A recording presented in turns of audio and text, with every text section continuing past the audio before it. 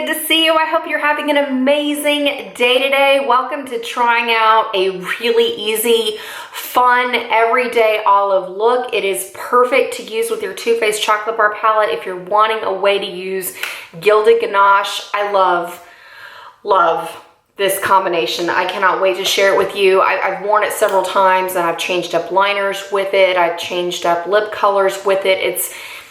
It's really kind of upping the ante to wearing everyday eyeshadow without being necessarily brown. So standout products that you can pull from your stash if you want to shop your collection for this look. First off, from my Too Faced chocolate bar palette, of course, I'm continuing to pan this. So if I had all of the shades, what I would have gone through in using is white chocolate, salted caramel, gilded ganache, and then candied violet. But since I don't have salted caramel and a purple shade, what I've gone on and done is I've pulled out my Lorac Mega Pro palette again, and I mixed the shades Camel and Sepia, just because I wanted a little bit more depth to that warm brown. And then I'm also using the shade Sand as my highlighting shade, and I went through with Caviar to set my liner. But then this will be included kind of in my October makeup bag recap. I went on and pulled out my MAC palette of just various shadows that I have,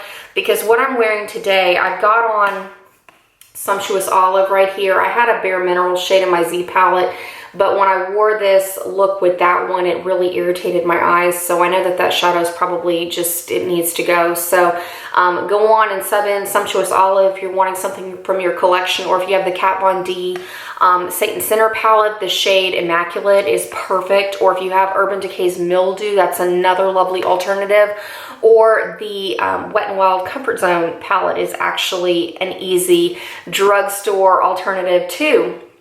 And then for purple liner today, I went with something a little bit brighter. I have MAC's Parfait Amour on my lower lash line over the Maybelline Lasting Drama liner in Polished Amethyst, but I've also used my Kat Von D Mi Vida Loca Remix palette, one of the purple shades in there. I've gone through with my Z palette of purple shades, and then I've also tried with olive liners and brown liners. I really like the pop of purple, especially with these frames I've got on from Firmoo. They have olive on the top and purple to kind of outline the bottom of the frames. So if you want to see this look put together, once again, it's going to be very similar to several other of my Get Ready With Me's, because I'm panning things, and so I need to make that commitment to finish them off. So to start this eye look off, go on with your favorite eyeshadow primer, and then I am setting it with the shade White Chocolate from the Too Faced chocolate bar palette. Man, this shade takes a long time, but it works super well to go on and give me an easy base to blend all of my other eyeshadows. And then the next step that I'm going through, I'm using this pencil is from Nude Sticks, and it's the Magnetic Eye Color in Queen Olive. I really wanted a very olive tone base all over my lid, because I want to go in with the Sumptuous Olive shade to really just give it that pop of army green, khaki green on my eyes. If you have brown eyes, this is outstanding to make your eye color just really pop without being too much with the green eyeshadow. And then to blend out those edges, I'm going through with the warm brown. Like I said, if I had my Too Faced chocolate bar palette, I would have gone in with Salted Caramel, but today I'm using my Lorac Mega Pro palette, and I'm mixing the shades Camel and Sepia together. I just tapped it in between the two shadows, knocked off the excess off of my eyeshadow brush, and I blended it with a windshield wiper motion into my crease transition area, once again to give me a nice canvas to blend out gilded ganache, but this also helps to minimize the hood of my lids if you're also somebody who is working with that sort of eye shape. And under your glasses, it works amazingly well too, to make your eyeshadow stand out a little bit more. So then next, going into that fun lid color, go through with your favorite olive tone shadow from your collection. I am going through with MAC Sumptuous Olive on top of the e.l.f. C brush, and I am tapping it on top of that Queen Olive eyeshadow crayon. I love this combination together. I can't even believe like how much I love gilded ganache, but with this combination, oh, I think gilded ganache could easily easily turn into one of my current favorites of the Too Faced chocolate bar. I think Cherry Cordial still holds that record for me, but go on through and stamp in your favorite olive eyeshadow. And like I said, you can go through with Urban Decay's Mildew, or if you have the new Kat Von D Saint Center palette, the shade Immaculate. Coastal Scents has an olive version. Sigma has an olive version. Every brand kind of has their perfect tone of it, because it is a very easy wearable color that will work with most skin tones and most eye colors. So then going into highlighting, as per usual, I'm going through with my trusty NYX white eyeliner to really make my inner corners pop under my frames, and to also make my eyes look a little bit larger, to kind of detract from my hooded lid situation. And then I'm setting it with the shade Sand from my Lorac Mega Pro palette. Now, at first I was kind of wary about what this would look like, because it's actually quite gold, as you can see in the swatch right here. But when you pair it with the khaki green and the gold glitter in the Gilded Ganache shade, it actually blends in quite nicely. I was very pleasantly surprised. So if you have that Lorac Mega Pro palette, it makes a lovely highlight, not just on lighter skin tones, but on deeper skin tones as well. So that was a nice, pleasant surprise. So I'm going through and I'm stamping it on top of that NYX white eyeliner, and I am also dusting it lightly onto my brow bone. And then for the fun part, I love this portion of the eye look.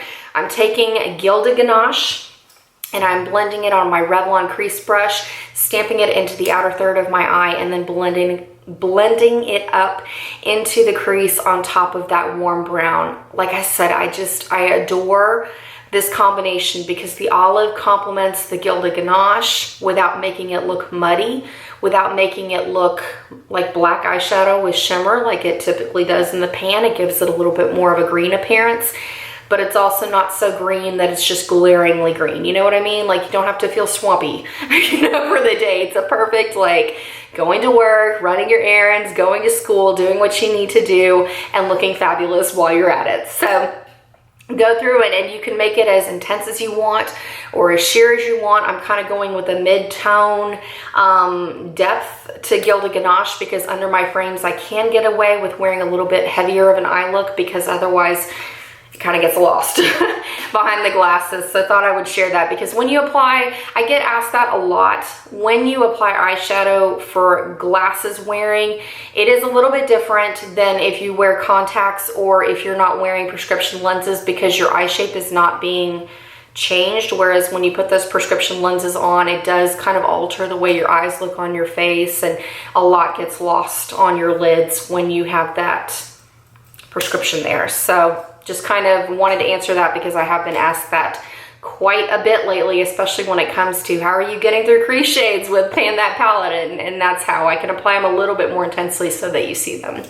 Then for some reason, I decided to go on and do my lower lash line. I typically go on and line my upper lash line. I've been using a black liner, and I'm setting it with a black eyeshadow. Today was Caviar from the Lorac Mega Pro palette, but with my footage, I went on and jumped to my lower lash line, and so to make my eyes look brighter, I'm taking my MAC Studio chromographic pencil in the shade NC15 NW20. Go through with your favorite nude, or if you want to keep it really dark and smoky, you can use a brown, you can use a black, you can use a purple, you can use navy, you can go any direction that you really want. That's also a suggestion I want to give you. If you're wanting something a little bit more subtle for your upper lash line, feel free to use an espresso liner. It looks lovely. Lovely, lovely, lovely. And then if you want to go a little bit more standout prominent, I love a good black liner. So it has been fabulous either way. And then on my lower lash line, like I said, I really like the pop of purple.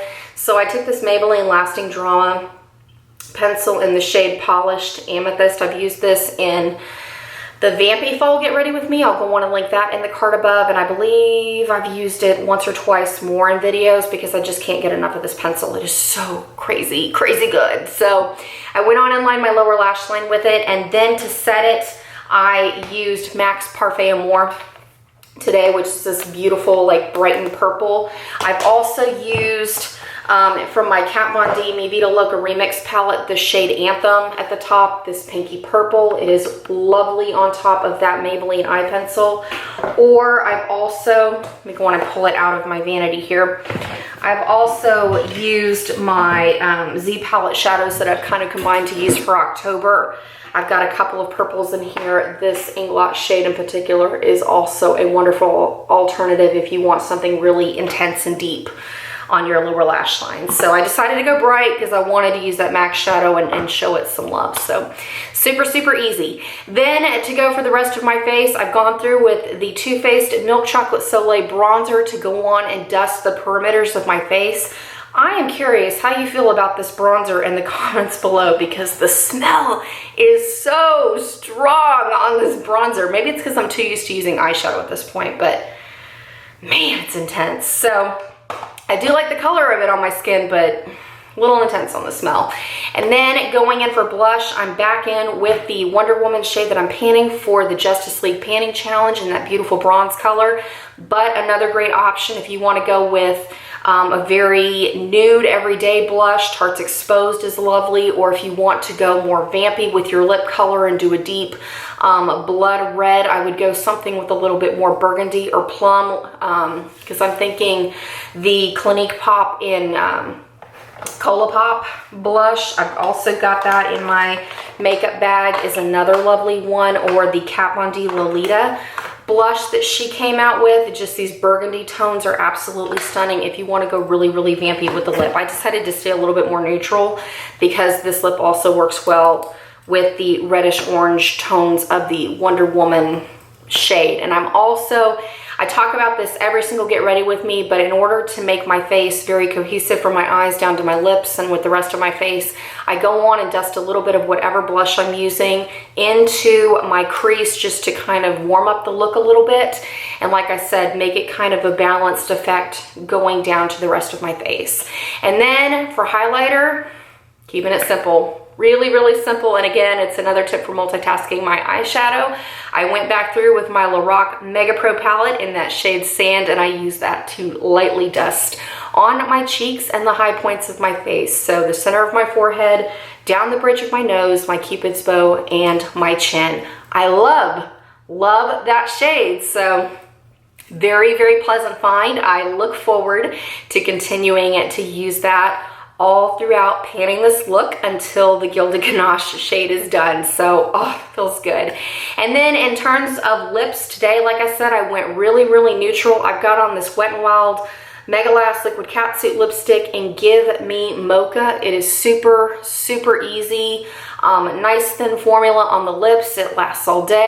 Okay, sorry, I had to come back because my camera cut off. It overheated on me. So like I was talking about, I just wanted a My Lips But Better kind of situation, just really easy on the go, can go in my purse. Or if you're wanting a sheer lip color for every day, if you're not a bold lipstick wearer, or if you want something that's very office appropriate, this is a really great one to go with. But I've also worn this very eye look with a very deep vampy lip. So if you have the Maybelline lipstick in Divine Chocolate is one that comes to mind. Like I said, in that fall Get Ready With Me, you can see what that looks like on my lips. I've also worn this with a shade like Max Rebel. I have the e.l.f. lip crayon in Mulberry Maven. I've worn it with a red. It looks fantastic. It's not too Christmassy. So this whole look is just a very everyday, works with everything, but it's not brown. So you can also wear this with like a really deep vampy lip if you have Max Sin, or if you want to go with a really deep purple. Max Heroine is another one. I know like MAC is something that I know is on the brain for a lot of people watching YouTube, so it can kind of jog your memory on thinking what colors that looks like. So like I said, it goes with anything and everything. You can pair it with any sort of blush, any sort of lip, and it's going to look fantastic. So I hope that you have a blast trying it out, shopping your stash using your favorite neutral palettes, and I look forward to seeing you in the next Get Ready With Me. See you later.